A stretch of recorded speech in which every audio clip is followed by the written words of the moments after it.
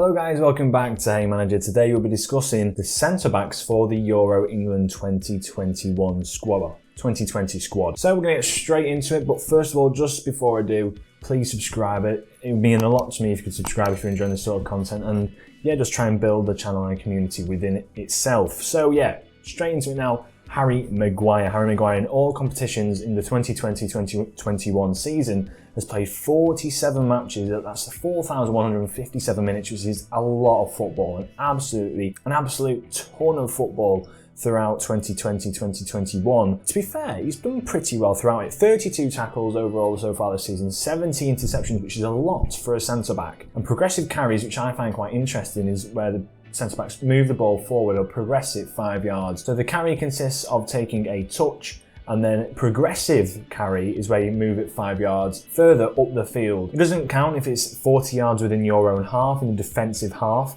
but if you progress it through into like the opposition half, that's where you get a progressive carry. And Maguire's averaged 5.62 these per game, which is a lot to be honest. Harry Maguire, I wouldn't say he's a nailed on candidate, but I think he definitely deserves a shout out because he's played so much football this season. He's been incredibly consistent after a very shaky start of the season after the Greece episode. I think he deserves a shout out for how well he's played so far this season, and if anything, his hard work deserves a call up. Next player we'll be looking at is John Stones. Now John Stones, his research came about when Manchester City started conceding a lot of goals at the back. They weren't very secure at the back. They had a lot of injury problems, much like Liverpool, but John Stones came out of the blue. He seems to have been training, and he has been an absolute revelation for them. 26 games, as I said, 2,103 minutes, which is near enough half of Harry Maguire's. 17 tackles, 26 interceptions, but a lot of progressive carries. And if you look at his points per game when he's in the side, it's astonishing. This man has really revolutionised this back two. Him and Ruben Diaz have been fantastic at the back. John Stones probably is a nailed-on centre-back for the Euros, purely because of how great his form has been. So I think John Stones is going to be in the Euro side. Can't see anyone else replacing him on that right-hand side at the centre-back. I think he's probably one of the most nailed-on positions for this Euro 2021 squad out of the defenders. We then have a look at James Tarkowski now. Whether or not you probably agree with me with this because of Burnley's lack of performance or whatever, however you want to explain it, I think James Tarkowski deserves a bit of a call-up this year. Maybe a bit controversial. He's played 30 games, 2,646 minutes, 53 tackles, 46 interceptions, which is a lot. 53 tackles is a lot for a centre-back. You don't really see that higher tackle rate, as I'll show you in the next graphic. And the progressive carries, he doesn't really carry the ball forward. But for Burnley, him and Nick Pope have been very, very good. Burnley are a very defensive side, so you're going to see them try and defend, try and not concede as many goals, and then maybe hitting the counter-attack. It's the way Sean Dyche has been playing for multiple years now due to the lack of investment into the side, as you would say. But James Tarkowski, I think he deserves a call-up. Eric Dyer, who hasn't had an abysmal season, in my opinion, so far, I don't think he's got as much an ability to play that centre-back role as James Tarkowski does. I think James Tarkowski deserves a call-up, and I think for the last 2-3 seasons he's been pretty solid.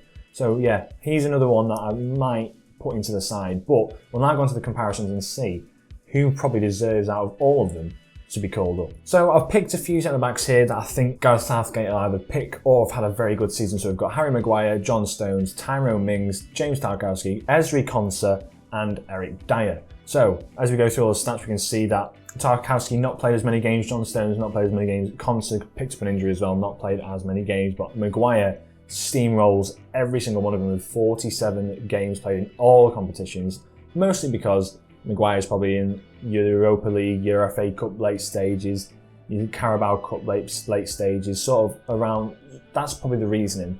And then we look at everyone else like Konsa, Aston Villa going out quite early in the Carabao Cup and the FA Cup, don't have a European tie. It's self-explanatory why they are like that. Points per match is an interesting one now. So John Stones, 2.81. You can probably put that down to the fact that he has been unreal at the back with Ruben Diaz, playing very, very good football. And then you have Gundogan and the likes of that up front for Manchester City who are doing the business for that end, at that end. So you can sort of put it down to that. But at the same time, John Stones has really revolutionised that centre-back role for Manchester City. And then you can see Harry Maguire, 1.94. Still pretty good. Near enough 2 points averaging per game, so on the high side. But then you see James Tarkowski and Konsa, 1.3 and 1.37. Not fantastic, but still decent. It's around about 1.5 every other game you're getting a win. So you take that stat really.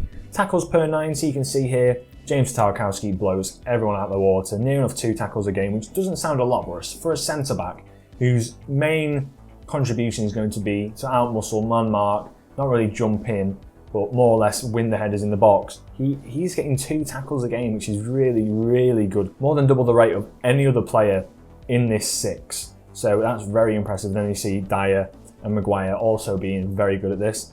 Dribblers tackled, so this is how many players they have tackled who they face. You see Aaron Wan-Bissaka have a very, very high rate in this because he tackles the majority of dribblers against him.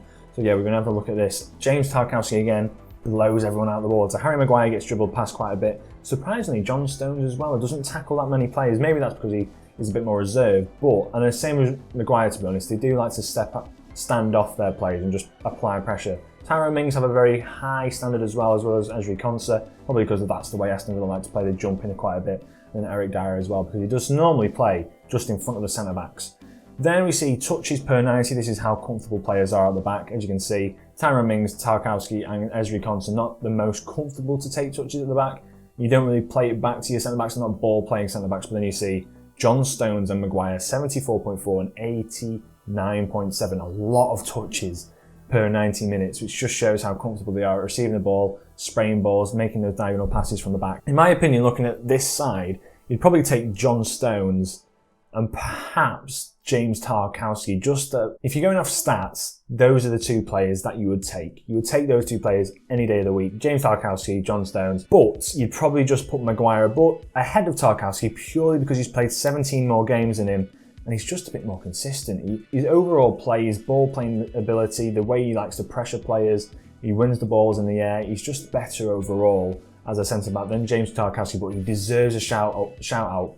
I think if Burnley had done much better this season, not even that much better, but maybe 8th and 9th position, you might say James Tarkowski makes this side. I think it's harsh to say that he doesn't make this side.